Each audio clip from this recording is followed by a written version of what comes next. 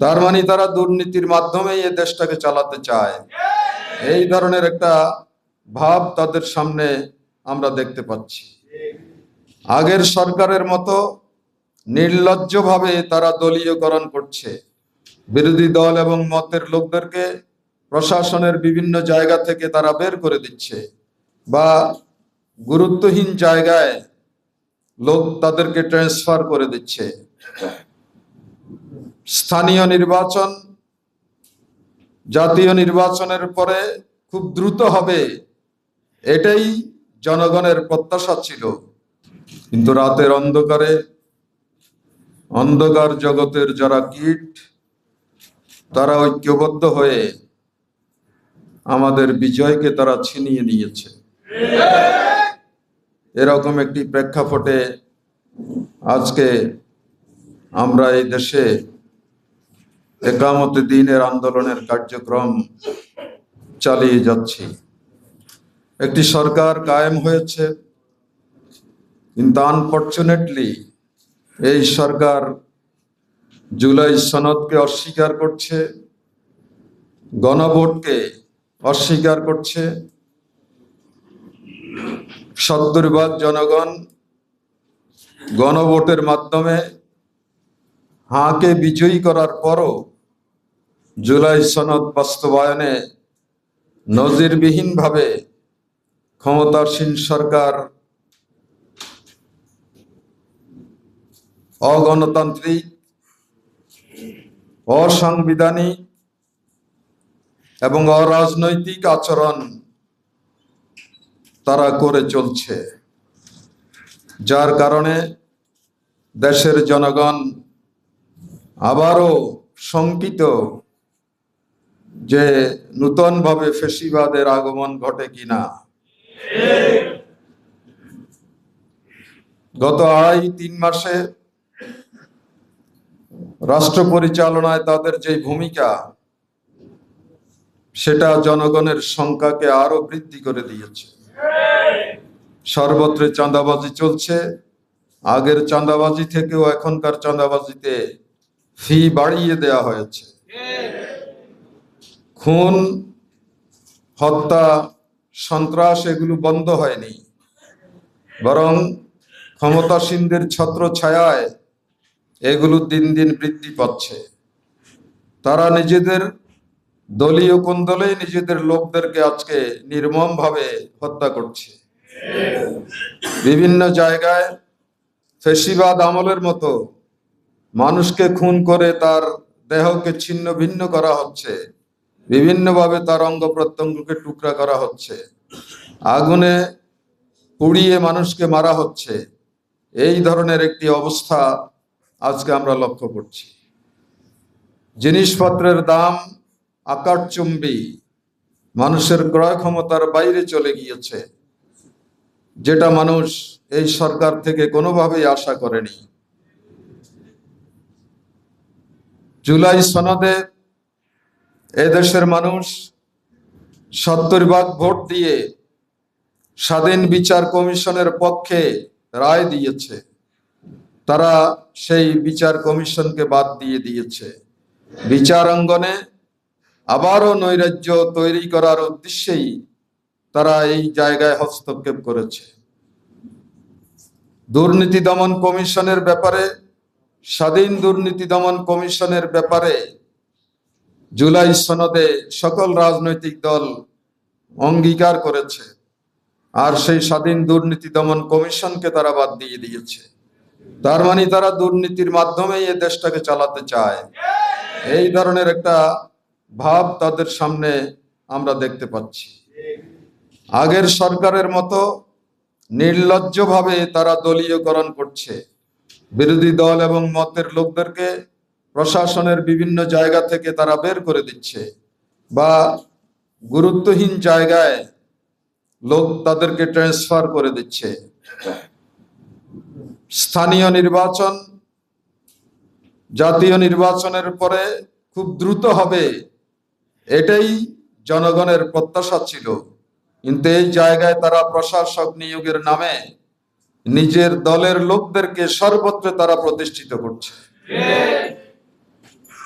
এইভাবে যদি আমরা এই গত 2 মাসের সরকারের কার্যক্রম আমরা দেখি, তাহলে মনে হয় যে নতুন করে আবার ফ্যাসিবাদ মাথা ছাড়া দিয়ে উঠছে।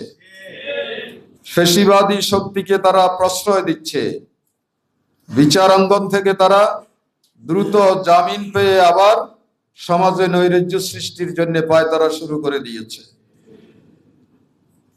যেই দলকে তারা ক্ষমতায় এসে নিষিদ্ধ করলো, একটি ভালো কাজ করেছেন, এটার প্রশংসা করতে হয়।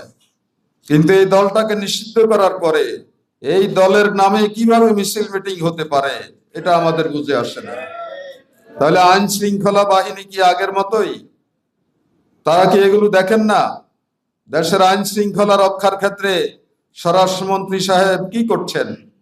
তিনি তো সকলের দায়িত্ব নিয়ে নিয়েছেন, প্রধানমন্ত্রীর দায়িত্ব তিনি পালন করেন, কিন্তু তার মন্ত্রণালয়ে এই ধরনের একটি নৈরাজ্য আমরা দেখতে পাচ্ছি। ইসলামী আন্দোলন, মুসলিম জাতিসত্তার বিরুদ্ধে আবার পুরানো ন্যারেটিভ তারা সামনে নিয়ে আসার চেষ্টা করছে। এখনো নাকি বাংলাদেশে জঙ্গিবাদ আবার মাথা ছাড়া দিয়ে উঠছে। কোথায় জঙ্গিবাদ? আমরা তো দেখছি না। আপনারা কোথায় দেখছেন এটা? এটা কি আপনাদের কথা, না আপনাদেরকে কেউ শিখাই দিচ্ছেন? দেশের জনগণ আপনাদের পাশে দাঁড়িয়েছে, আপনাদেরকে বেশি ভোট দিয়েছে, আপনারা বলেন। তাহলে দেশের জনগণের পক্ষে কেন থাকছেন না? দেশের জনগণের স্বার্থ কেন রক্ষা করছেন না? কোন জিনিস আপনাদেরকে এই জায়গা থেকে দূরে রাখছে? তাহলে কি এটা ধরে নেব আমরা যে কোন শক্তির কাছে আপনারা মাথা নত করেছেন, দাসখত দিয়ে এসেছেন, এই কারণে এখন সত্য কথাটাও আপনাদের বলার সাহস এখন আর নেই? এইভাবে এই দেশটাকে আবারও কোন বৃহৎ শক্তির পদতলে আমরা যেতে দেব না ইনশাআল্লাহ। আর কোন ফ্যাসিবাদ বাংলাদেশে মাথা ছাড়া দিয়ে উঠুক, এটা আমরা কোনোভাবে বরদাস্ত করব না। আর কোন নতুন মীর জাফরের জন্ম বাংলাদেশে হোক, এটা আমরা হতে দেব না। বাংলাদেশের জনগণ কিভাবে স্বৈরাচারের পতন ঘটাতে পারে সেই অভিজ্ঞতা তাদের হয়ে গিয়েছে। এখন যদি নতুন কেউ স্বৈরাচার হতে চান, তাহলে তাদেরকেও আগের স্বৈরাচারের ভাগ্য বরণ করতে হবে। এই জন্য আমরা আপনাদেরকে সময় দিচ্ছি। সময় থাকতে আপনারা সঠিক পথে হাঁটার চেষ্টা করুন, অন্যথায় জনগণ আবারও রাজপথে নামতে বাধ্য হবে। দেশের জনগণকেই শক্তি মনে করুন, তাদের সাথে নিয়ে দেশ পরিচালনা করুন, স্বাধীনভাবে দেশ পরিচালনা করুন, মানুষের স্বার্থের পক্ষে থাকুন। আমরা আপনাদেরকে সহযোগিতা করব, জনগণও আপনাদের পাশে থাকবে। আর জনগণ, বিরোধী দল যদি আপনাদের পাশে থাকে, তাহলে কারো কোনো দাদাগিরির প্রয়োজন হবে না, কারো কোনো ডিকটেশন মানার প্রয়োজন হবে না, কোন শক্তির পদানত হওয়ার প্রয়োজন হবে না। সব কিছুকে মারিয়ে জনগণকে নিয়ে আমরা আমাদের স্বাধীন সত্তা নিয়ে মর্যাদার সাথে এদেশে বসবাস করতে পারবো। সম্মানিত ভাইরা, এরকম একটি অবস্থায় আমাদের আজকে রোকন সম্মেলন হচ্ছে। সুতরাং এই রোকন সম্মেলন অতীতের মতো কোনো গতানুগতিক রোকন সম্মেলন আমি মনে করি না। 12 তারিখের আগের জামাত আর 12 তারিখের পরের জামাতের মধ্যে আকাশ পাতাল পার্থক্য হয়ে গিয়েছে। বিরোধী দল হিসেবে জামাত ইসলামীর অবস্থান এটা পরিষ্কার করে দিচ্ছে যে আগামী দিনে আল্লাহ রাব্বুল আলামিন এই জামাতকে মূল ক্ষমতার জায়গায় নিয়ে আসতে চান। আর সেজন্য আগামী 5 বছর আমাদেরকে প্রস্তুতি নেওয়ার সুযোগ আল্লাহ তাআলা দিয়েছেন। এখন থেকেই পরিকল্পিত উপায়ে সংগঠনকে নিয়ে এগিয়ে যেতে হবে। কোটি কোটি মানুষ আমাদেরকে ভোট দিয়েছে। আমরা এর আগে 12%-এর বেশি ভোট পাই নাই, আর এবার 41% ভোট জামাতে ইসলামীকে এদেশের জনগণ দিয়েছে। সুতরাং এই বিশাল ভোটার নারী পুরুষ, এই ভোটারদেরকে ভালো মুসলিম রূপে গড়ে তোলার কর্মসূচি এখন আমাদেরকে হাতে নিতে হবে। এদেরকে যদি আমরা ভুলে আগের মতো গতানুগতিক সংগঠন চালাই, তাহলে আল্লাহ রাব্বুল আলামিন আমাদের উপরে রাগ করবেন।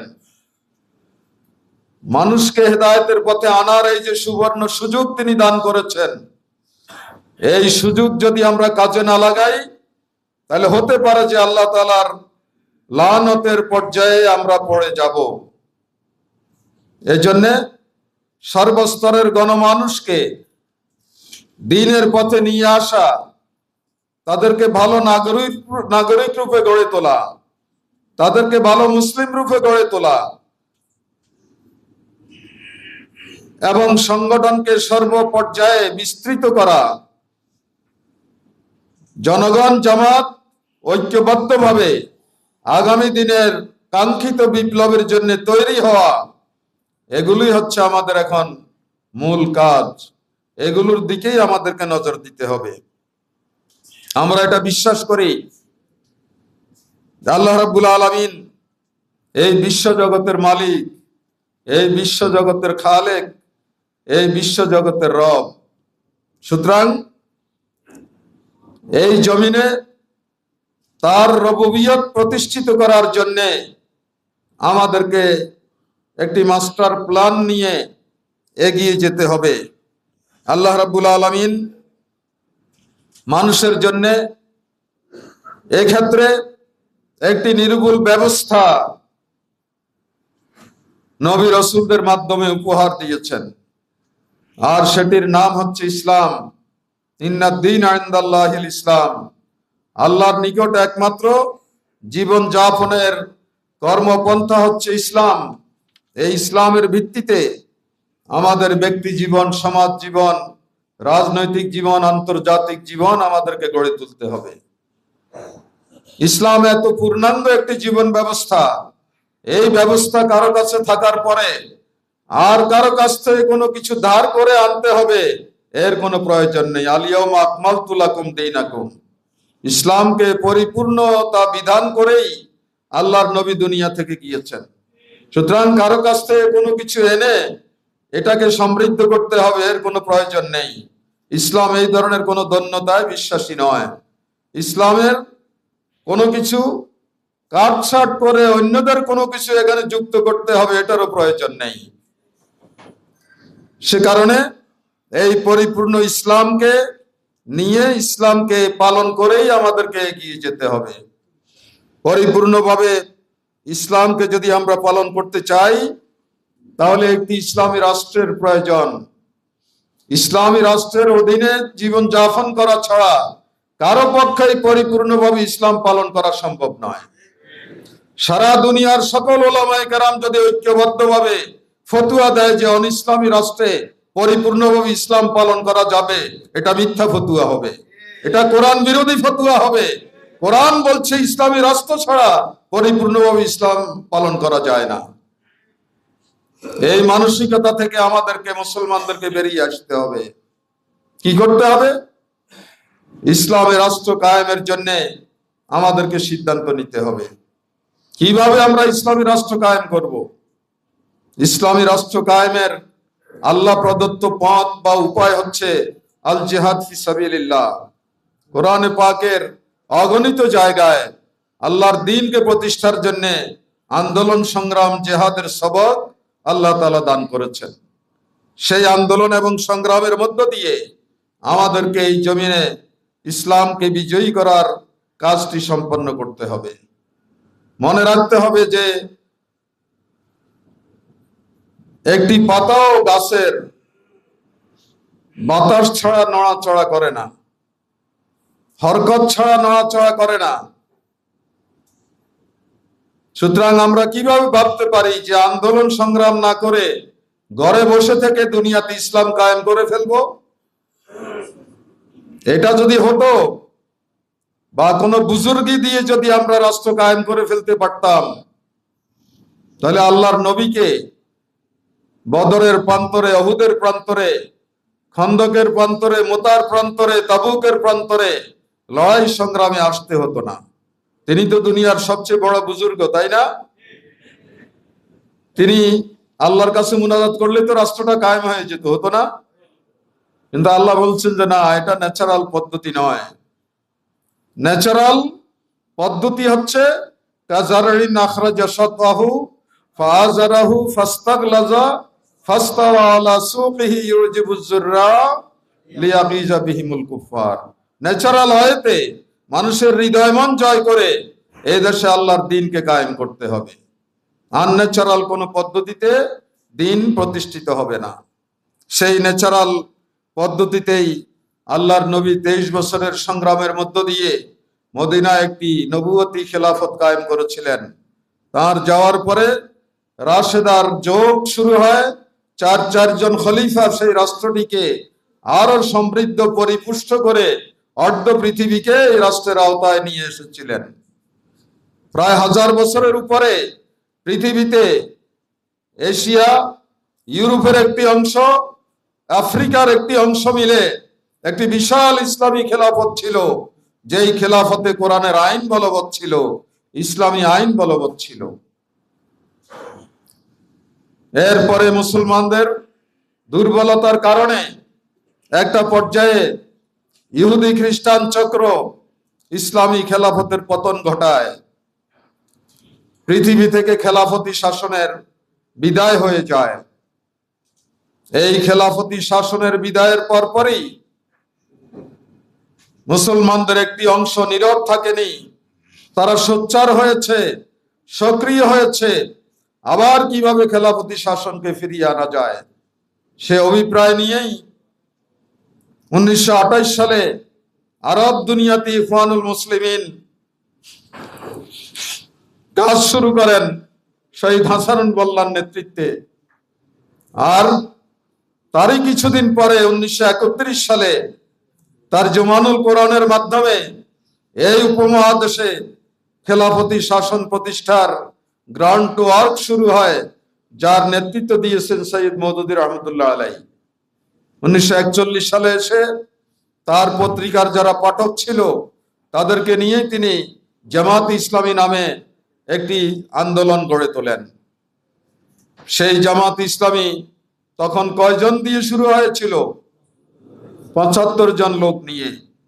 আজকে কি 75-এর মধ্যে সীমাবদ্ধ জামাত? 75,100-এর মধ্যে সীমাবদ্ধ? 75,000, 75 লাখ, কোটি কোটি জিন্দা দিল মুমিন মুজাহিদ আজকে আল্লাহর দ্বীন প্রতিষ্ঠার আন্দোলনে সামিল হয়েছে। তারা রক্ত দিচ্ছে, জীবন দিচ্ছে, কোরবানি করছে। উদ্দেশ্য একটাই, লিইউযহিরাহু আলাদ দ্বীনি কুল্লিহি, যাতে সকল আদিয়ানে বাতিলের উপরে দ্বীনে হকের বিজয় নিশ্চিত করা যায়, আবারও পৃথিবীতে খেলাফতি শাসন প্রতিষ্ঠিত হয়। সেজন্যই জামাত ইসলামী কাজ করে যাচ্ছে।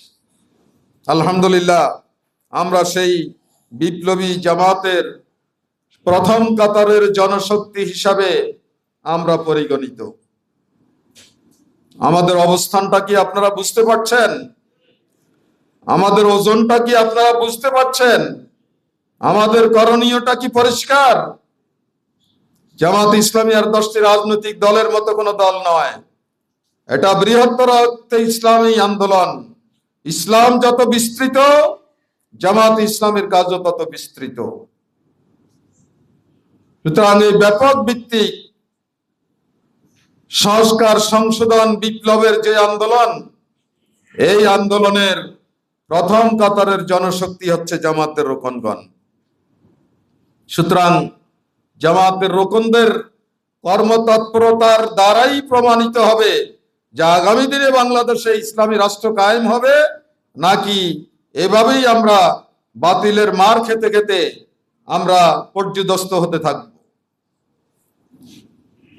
জামাত ইসলামীর রোকনদেরকে এই অবস্থানটিকে স্বচ্ছ করতে হবে, পবিত্র করতে হবে যে আমরা কি এভাবে চলবো, নাকি নূতন করে আমাদের কর্ম পরিকল্পনাকে সাজাতে হবে। সম্মানিত ভাইরা, যে আন্দোলন আমরা শুরু করেছি, এই আন্দোলনের দুনিয়াবী লক্ষ্য হচ্ছে একামতে দিন, আর তার পরকালীন লক্ষ্য হচ্ছে আল্লাহ তাআলার সন্তুষ্টি অর্জন করা। এই লক্ষ্যেই আমরা এই ময়দানে দ্বীনের কাজ করছি, এবং এটাই ছিল অতীতের নবী রাসূল সাহাবায়ে কেরামের কর্মনীতি, সেই কর্মনীতির উপরেই জামাত ইসলামী দাঁড়িয়ে আছে। এই জন্যে আমাদেরকে এই লক্ষ্যে তৈরি করার জন্যেই জামাত ইসলামী একটি অত্যন্ত ভারী শপথ আমাদেরকে পড়িয়েছে। এটি কোনো হালকা বিষয় নয়। নবুয়ত রিসালতের দায়িত্ব পালনের উদ্দেশ্যেই কিন্তু আমরা এই শপথ গ্রহণ করেছি।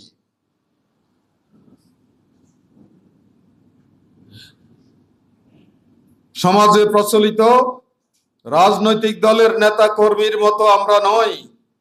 আমরা সব দিক থেকে একটি ব্যতিক্রম ধর্মী মানুষ। আমাদেরকে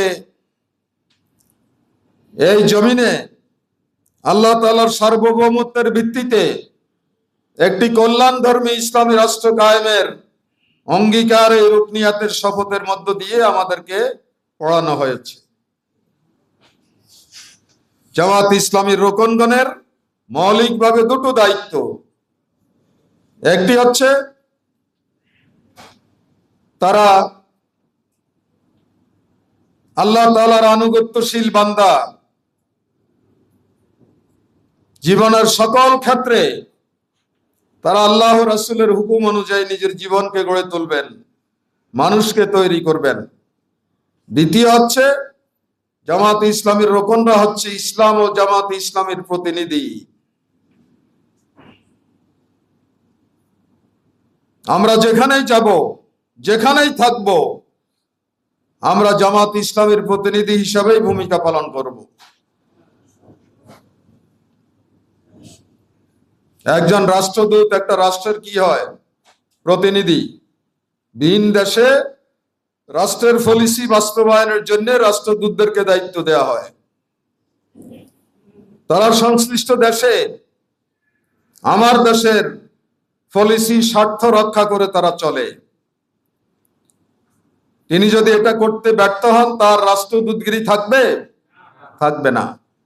সুতরাং আজকে যদি আমরা ইসলামের প্রতিনিধিত্ব করতে না পারি, আমরা যদি জনগণের স্বার্থ রক্ষা করতে না পারি, জনগণকে ইসলামের দিকে আকৃষ্ট করতে না পারি, যেখানে আমরা থাকি সেখানে যদি আমাদের নৈতিক প্রভাব আমরা বিস্তৃত করতে না পারি, তাহলে আল্লাহর তালিকা থেকে প্রতিনিধিত্বের নাম বাদ পড়ে যাবে, রোকন তালিকায় নাম থাকলেও। সেজন্য কার্যত ইসলামের প্রতিনিধি রূপে আমাদেরকে ভূমিকা পালন করতে হবে। প্রত্যেকটি ইউনিট, তৃণমূলের প্রত্যেকটি সংগঠন ইসলাম প্রচারের কেন্দ্র রূপে গড়ে উঠবে। নিছক সংগঠনের ইউনিট নয়, এটা ইসলাম প্রচারের কেন্দ্র, হেদায়েতের কেন্দ্র, কোরআন ও সুন্নাহর তালিমের কেন্দ্র। এইভাবে আমাদেরকে আমাদের প্রতিনিধিত্বকে ঘরে ঘরে পৌঁছাই দিতে হবে। সম্মানিত ভাইরা, জামাত ইসলামের যারা রোকন গঠনতান্ত্রিক ভাবে, তারাই জামাতের মূল শক্তি, তারাই জামাতের চালিকা শক্তি, তারাই জামাতের পরিকল্পনাকারী, তারাই জামাতের নেতৃত্ব দিয়ে থাকেন। তাদের ভোটের মাধ্যমেই জামাতের নেতা নির্বাচিত হয়, তারাই সংগঠনের পরিকল্পনা করেন, তারাই মাঠে ময়দানে পরিকল্পনা বাস্তবায়নে সকলের আগে তারা অবস্থান করেন থাকেন। এই পজিশনটা আমাদের আছে কিনা আমাদেরকে আত্মসমালোচনা করে দেখতে হবে। জামাত ইসলামীর যারা রোকন হবেন, তাদের ব্যক্তিগত কিছু দায়িত্ব আছে, সমষ্টিগত কিছু দায়িত্ব আছে। ব্যক্তিগত দায়িত্ব হচ্ছে তারা একজন মুসলমান হিসাবে, একজন বিপ্লবী মুজাহিদ হিসেবে তারা তাদের ব্যক্তি জীবনটাকে গড়ে তুলবেন। এজন্য ব্যক্তিগত জীবনে তিনি ইবাদত বন্দেগীতে আন্তরিক চেষ্টা চালাবেন, ইখলাসের সাথে ইবাদত বন্দেগী সম্পন্ন করবেন। কোনো দায়সারা মনোভাব নামাজ, রোজা, হজ, যাকাত, হালাল হারাম এগুলোর ক্ষেত্রে থাকবে না। ইসলামের দেয়া সীমা গুরুত্বের সাথে রক্ষা করে তারা চলবেন, আল্লাহর সত্যিকার বান্দার রূপে তারা গড়ে উঠবেন। দ্বিতীয় হচ্ছে তাদের আখলাক হবে উন্নত। উন্নত আখলাকের অধিকারী তাদেরকে হতে হবে, যাতে তাদেরকে দেখে অন্যরা হেদায়েতের জন্য অনুপ্রাণিত হয়। ইমাম মালিক রহমতুল্লাহ আলাইহি তার আত্মজীবনীতে লিখেছেন যে সাহাবায়ে কেরামের জামাত যখন সিরিয়ায় গেল, এলাকাটি খ্রিস্টান অধ্যুষিত ছিল। আল্লাহ রসুলের সাহাবাদেরকে তারা দেখলো। কিছুদিন পরে খ্রিস্টান নেতারা জনগণকে ডাকলো যে তোমাদের এলাকায় মুহাম্মদের সাহাবীরা এসেছে, তাদের দেখতে কেমন মনে হয় তোমাদের? জনগণ সমস্বরে জবাব দিয়েছিল যে মুহাম্মদের সাহাবীদেরকে দেখলে ঈসার হাওয়ারীদের মতোই অবিকল মনে হয়। আমি ব্যক্তিগতভাবে এটা বিশ্বাস করি। আপনারা আমার সাথে একমত হতেও পারেন, নাও হতে পারেন। এই জামাত ইসলামের রোকন কর্মী, শিবিরের রোকন কর্মীদেরকে দেখে এই দেশের মানুষ যেদিন এই সাক্ষী দিবে যে এদের দিকে তাকালে মুহাম্মদের সাহাবী এবং ঈসার হাওয়ারীদের মতোই অবিকল মনে হয়, এই জায়গায় যদি আমরা পৌঁছতে পারি, কোন আণবিক শক্তি, কোন সুপার পাওয়ার বাংলাদেশে ইসলামী বিপ্লবকে ঠেকাতে পারবে না। সেই ধরনের ব্যক্তিগত জীবন আমাদের হওয়া দরকার। উন্নত আখলাকের উপরে আমাদেরকে প্রতিষ্ঠিত থাকা দরকার। কেন আমাদের কথা নিয়ে মানুষ আপত্তি তুলবে? কেন আমাদের বক্তৃতায় দোষ ত্রুটি খোঁজ করবে? কেন আমরা ফেসবুকের আলোচনার শিকার হব? আমরা তো একটি সুন্দর সুশৃঙ্খল সংগঠনের মধ্য দিয়ে গড়ে উঠেছি।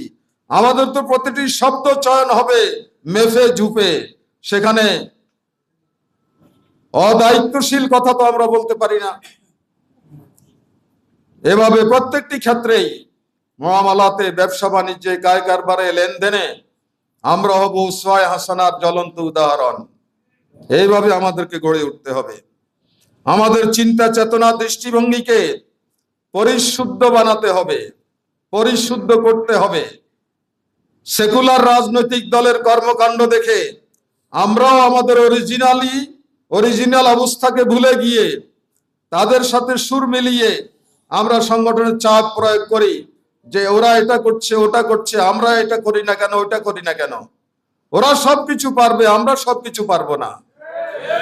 কারণ আমাদের একটা নৈতিক বাইন্ডিংস আছে। আমরা একজন মালিককে মানি যিনি গোটা বিশ্ব জগতের মালিক। আমরা যা ইচ্ছা তাই করতে পারি না।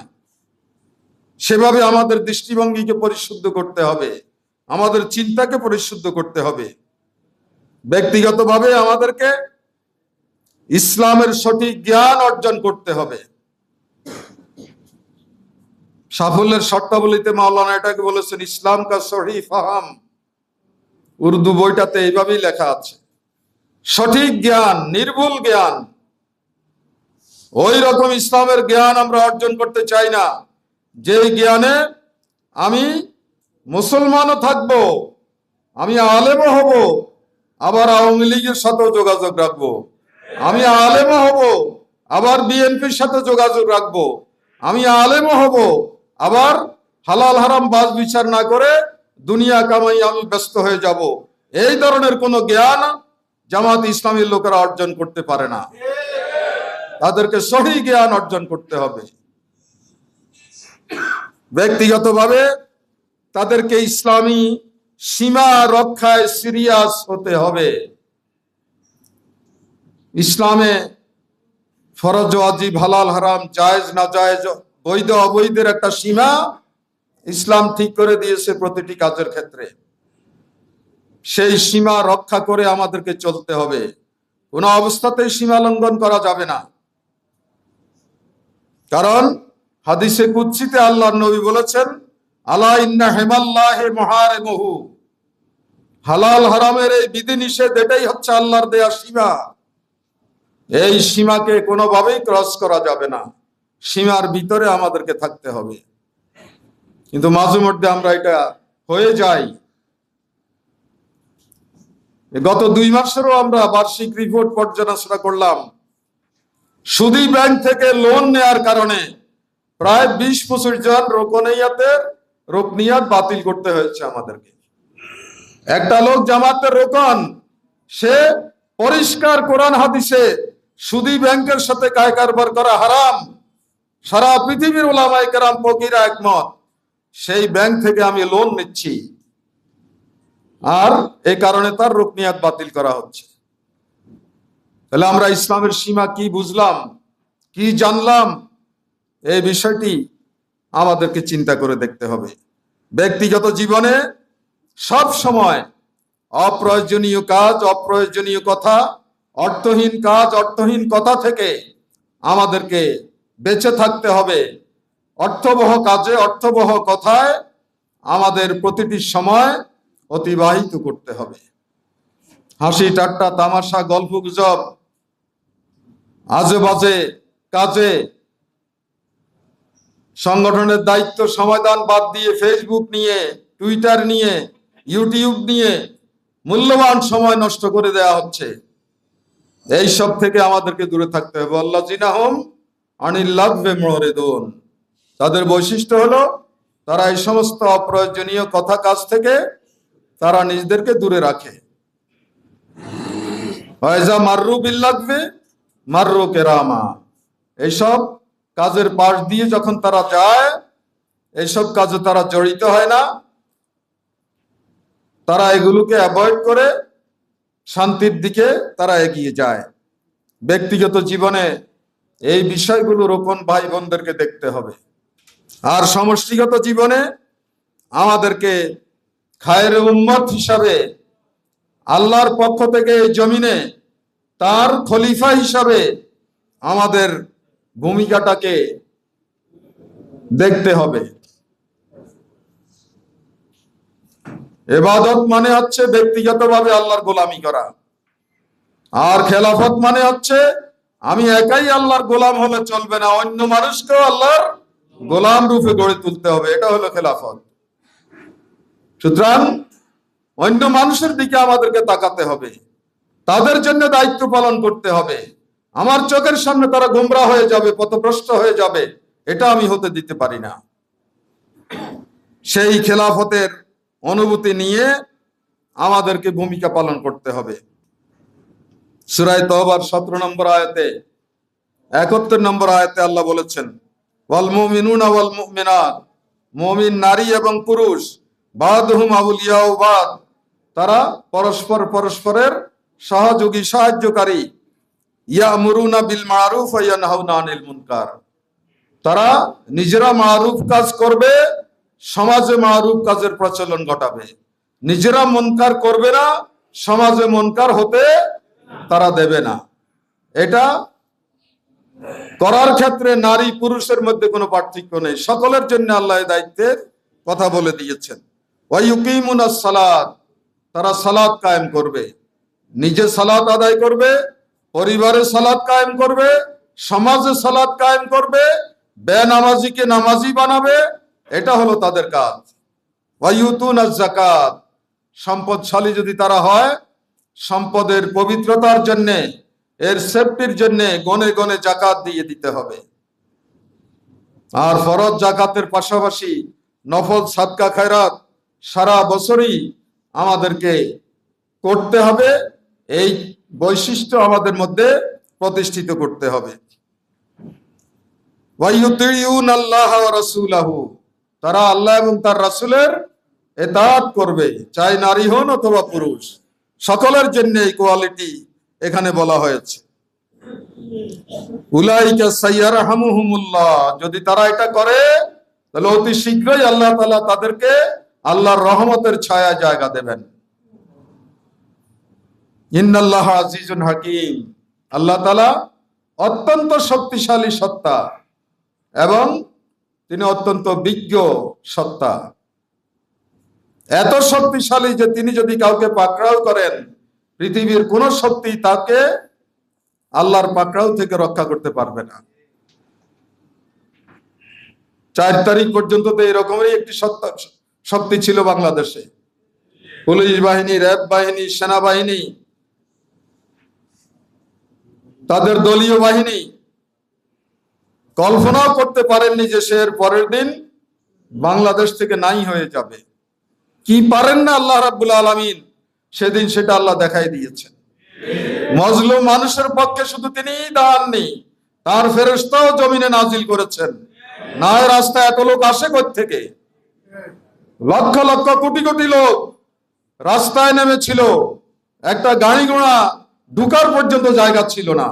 কোত্থেকে এত লোক এসেছে? অবশ্যই মজলুমকে রক্ষার জন্য আল্লাহর ফেরেশতারা জালিমের পতনের জন্য জমিনে নাজিল হয়েছিল। সুতরাং আল্লাহর রহমত এবং সাহায্য, তার শক্তি, এগুলোকে সামনে রেখে আমাদেরকে তৈরি হতে হবে। সমষ্টিগত জীবনে আমাদেরকে আমাদের বিশাল কর্মী বাহিনী আমাদের কাছে একটা বিরাট আমানত, আমাদের সংগঠন আমানত, আমাদের সম্পদ, উপায় উপকরণ, এগুলো আমানত। জামাতের রোকনদেরকে এগুলো রক্ষা করতে হবে। কোথাও খেয়ানতের এক বিন্দুও প্রশ্রয় দেয়া যাবে না।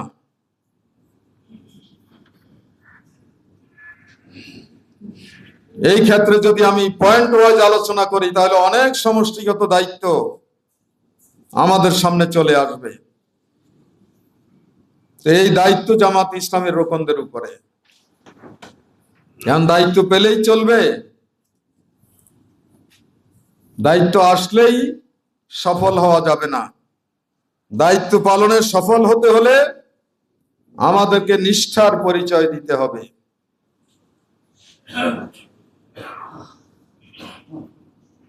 আন্তরিকতার পরিচয় দিতে হবে, ইখলাসের পরিচয় দিতে হবে। দায়িত্ব পালনে অত্যন্ত শ্রম সাধনা আমাদেরকে নিয়োজিত করতে হবে। দায়িত্ব পালনে আমাদেরকে কোনো অবস্থাতেই অবহেলা করা যাবে না, কোনো অবস্থাতেই দুর্বলতা প্রদর্শন করা যাবে না। সেটাকেই আমরা কর্তব্যনিষ্ঠা বলি। যেই দায়িত্ব আমার উপর অর্পণ হয়েছে, নিষ্ঠার সাথে সেটা পালন করা। নিষ্ঠার সাথে যদি আমি কাজটা করতে চাই, তাহলে তার কতগুলো শর্ত আছে, আলামত আছে। এগুলো দেখলেই বোঝা যাবে যে তার মধ্যে নিষ্ঠা আছে, ইখলাস আছে। সে আলামতগুলো কি? আমাকে নিয়তের পবিত্রতার অধিকারী হতে হবে, পবিত্র নিয়তে কাজ করতে হবে। কৃত্রিম কোন নিয়তের মধ্যে আমাকে থাকলে গ্রহণযোগ্য হবে না। আমল অকৃত্রিম ভাবে করতে হবে, কৃত্রিম আমল নয়।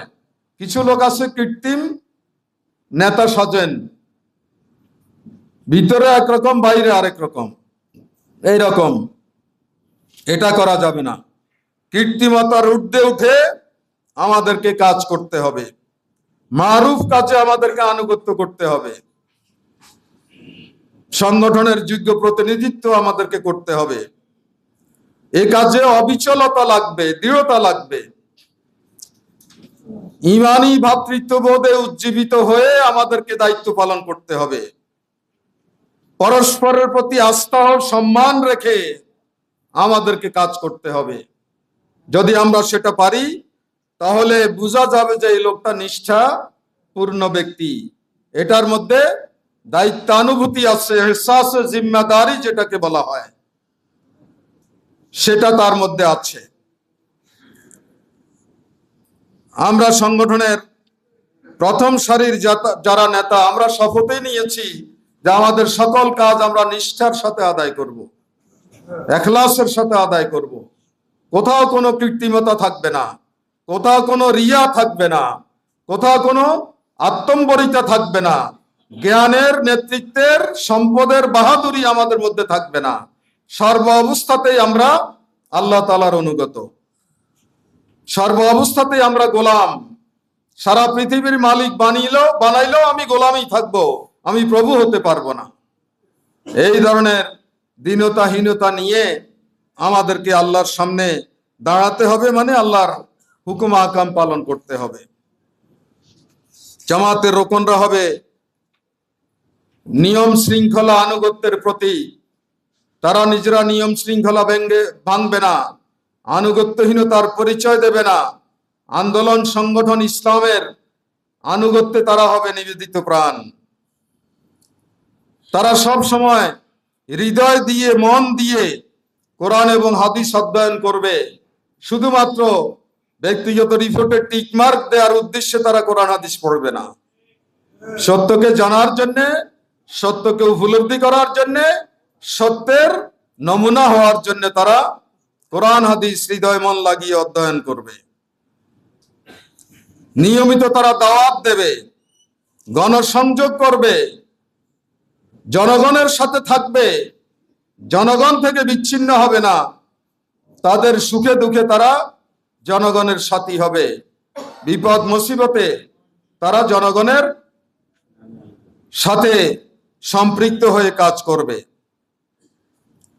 ওমান আহসানু কাওলাম মিম্মান দাআ ইলাল্লাহ। কারণ আল্লাহর দিকে দাওয়াত দেওয়ার জন্য আমি যেই কথাগুলো বলবো এগুলোই হচ্ছে আহসানে কাউল, সর্বোত্তম কথা। সেভাবে আমাদেরকে দাওয়াত সমাজে ছড়িয়ে দিতে হবে। কথায় কাজে আমাদের মিল থাকতে হবে। কথা একরকম, কাজ আরেক রকম। এটা কার আলামত? মুনাফিকের আলামত। এটা করা যাবে না। কথা যা বলবো কাজও তাই করব।